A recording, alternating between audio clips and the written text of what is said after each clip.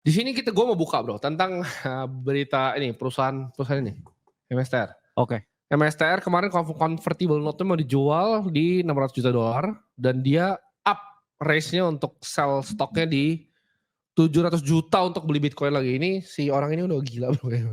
Benar. Orang ini kayak udah gila dan dia mau beli Bitcoin lagi dengan 700 juta dolar bro. Oke, sekarang how do we see Bitcoin secara price action? Oke. Kita zoom out dulu bro mungkin bro. Ini range yang mengerikan ya bro. To be fair, the last time kita memperoleh range yang semengerikan ini ya, itu Maret 2023. Ini range 210 hari ya. Dimana kita range nggak makan tuh berarti. Ya, range yang nggak makan ya. Yeah. Orang itu dapat duit ya ketika market itu trending up atau trending down. In the meantime, para pelaku pasar yang punya kecenderungan buy and hold di spot, ya itu sebenarnya kuburan ya. Tapi balik lagi, bagi spekulan sebenarnya di range ini pun juga bisa memperoleh keuntungan. Tapi untuk jadi spekulan itu harus punya skill set tertentu ya. Itulah mengapa ya sebenarnya kita operate di both ways. Cuman segala sesuatu ya informasi yang kita sampaikan di sini ya teman-teman harus punya konsiderasi tinggi ya ketika mau mengikuti karena ini range yang brutal ya.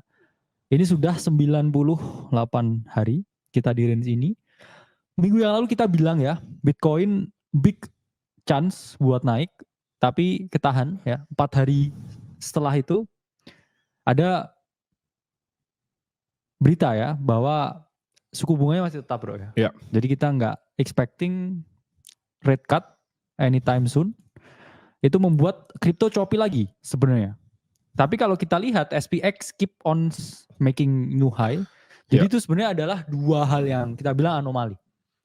Kenapa? Karena biasanya kripto rally, SPX rally, kripto itu rally. Tapi yang ada sekarang SPX rally, Bitcoin sideways, altcoin ya, yang istilahnya nggak karuan ya, naik turun. Banyak yang naik ya, banyak yang masih sell off di fase akumulasi. Dan kalau sekarang kita lihat Bitcoin sebenarnya masih bullish potensi. Kenapa? Pertama, karena kalau kita lihat dari indikator super trend, we are in a very good situation. Every time ya, kita on the bull market side, super trend itu selalu hijau. Dan sekarang ya syukur ya, belum berubah ke merah. Karena every time super trend di weekly turns into merah. It's a massive sell off. Tapi ketika ini masih hijau, it means ya memang kita dalam continuation yang naik. Dan sekarang pun sudah mendekati di area yang saya bilang developing possible ya, higher low baru di weekly ya. Jadi kita tarik ya low-nya di 26 Februari, second higher low di 13 Mei. Ini ada possible lagi ya, di Juni ini developing another higher low untuk market push up lagi. Karena ini adalah bullish formation ya, ascending triangle formation. Area 66, 65, 64 itu adalah chance untuk kita building posisi dan buy the dip. Karena ini pun juga mendekati 13 and 21 EMA, dynamic EMA di weekly chart ya. Jadi ini event yang harusnya ya dimaksimalkan. Karena kalau kita lihat monthly chart ya dari Bitcoin, outlook-nya juga masih oke ya. Kita juga masih di dalam bullish trend. Dan ini pun baru ya. Untuk super trend turn into green, ini kita baru sekitar 121 hari.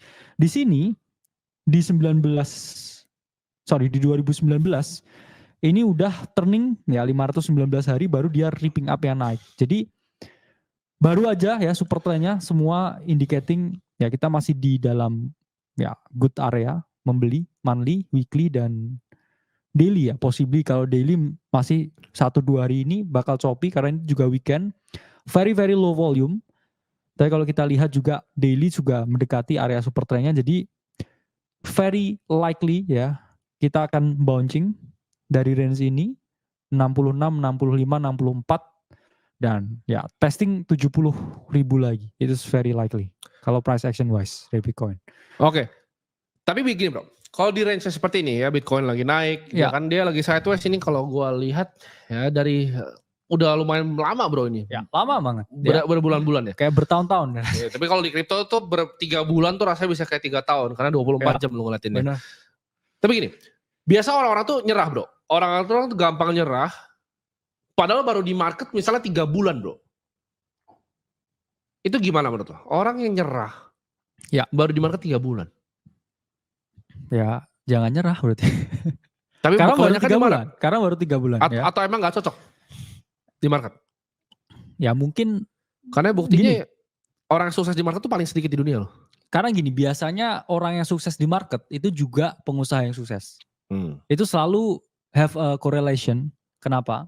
Karena ketika kita lihat trading, lihat investasi itu nggak same way. Ketika kita lihat bisnis, there is no way kita bisa sustain jadi pembisnis. Ya mungkin pekerjaan lain bro, profesionalnya lain. Mungkin jadi dokter, jadi pengacara, ya, jadi notaris. Atau mungkin ya jadi ya angkatan tertentu. Tapi kalau teman-teman ini pikirannya satu ya, nggak bisa lihat untung ruginya, nggak punya prospek jangka panjang dan panikan, ya bisnis apapun juga kayaknya nggak bakal bisa sustain kalau punya karakter seperti itu. Jadi rata-rata ya 90% lebih yaitu fail di tahun pertama. Yang bertahan di tahun kedua lebih itu punya chance dia sampai tahun keempat, dan yang udah 5 tahun di sini itu pasti selamanya.